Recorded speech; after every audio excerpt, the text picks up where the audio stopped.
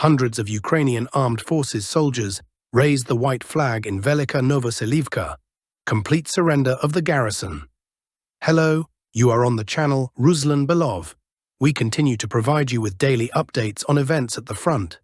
Before we start, I kindly ask you to subscribe to the channel and give a like, so more people can see and learn the truth. A few words at the beginning about politics regarding Trump's ultimatum. You know, what else could we expect? Did anyone really believe that he would come and solve anything in this complex conflict in just 24 hours? The war will drag on, and the resolution is not expected in the coming months. But now let's move on to the situation at the front. Let's open the map. So in several areas along the front, the situation in some settlements is nearing its conclusion. And here we have Uspianovka, Novoandreevka, Krimskaya, and of course Great Novoselka. We should also add Chasiv Yar and Toretsk to this list. These are all settlements where the situation will soon reach its conclusion. So Great Novoselka, the Ukrainian Armed Forces, UAF, are surrounded here and cannot exit. These are not my words, but reports from various sources on the Ukrainian side, particularly from a soldier named Muchno, a UAF fighter who runs his own Telegram channel, something I mentioned earlier. The UAF is now in such a situation, it's like being on an island. They are blocked from the north, from the east and south as well. The only exit is to the west, but even that is impossible due to the rivers on both sides, one the Mokraya Yala and the other the Koshlagak River. The distance to the river is almost 1.5 kilometers, and the area is open. It's not like there are woods or something to hide in, it's open fields where you can be seen immediately.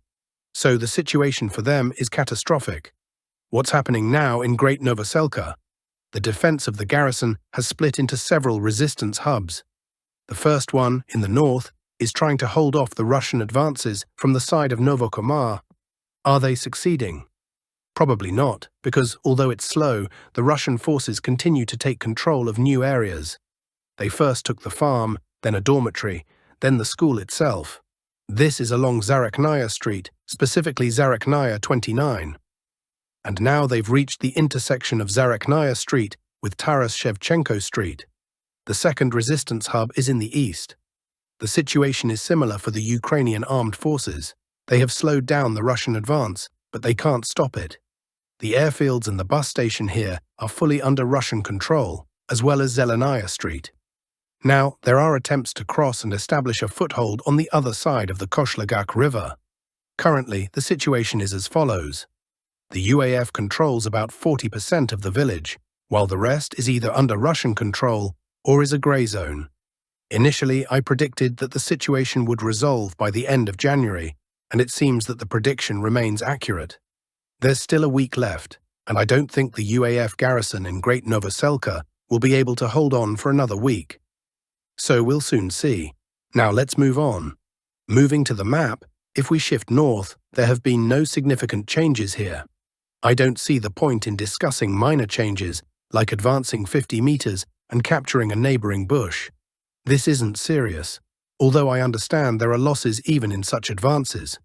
But overall, in the Kurakov-Kettle area and on the Petropavlovka-Slavyanka line, positional battles continue with shifts of 50 to 100 meters. The only area where there was significant Russian advancement is south of Novoandreevka.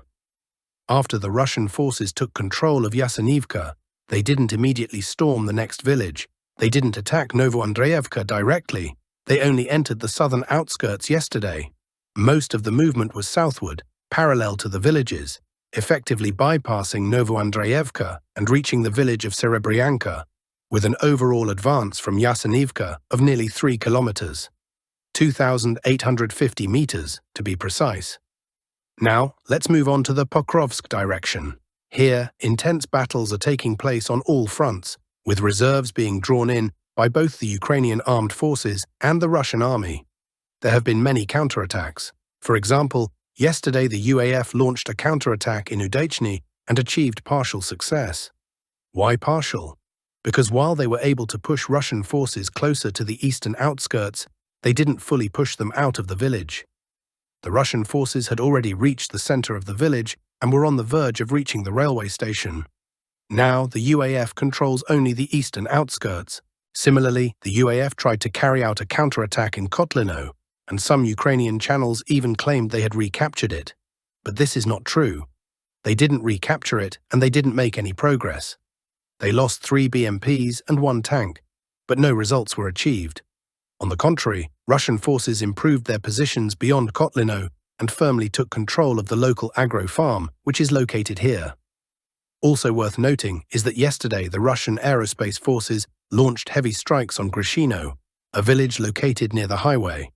This highway is currently the main target for the Central Grouping Command. In this section, on the eastern flank, there have been no significant changes. After Russian forces took control of Baranovka, there's been a brief pause, which is typical, except for rare cases.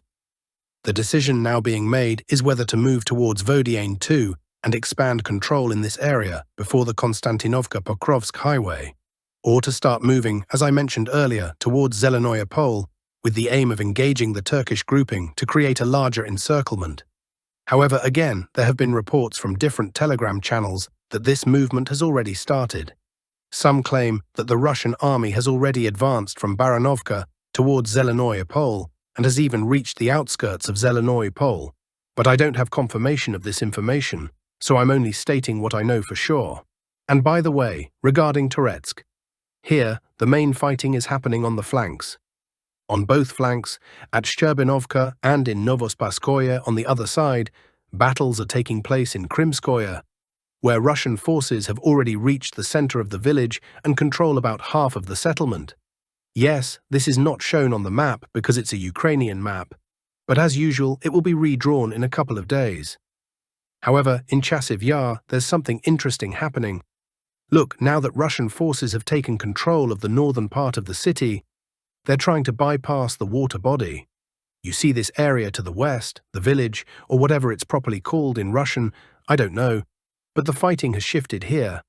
And if the Russian command's plan works out, the UAF garrison in the central districts will be completely encircled. Right now, they still have an exit.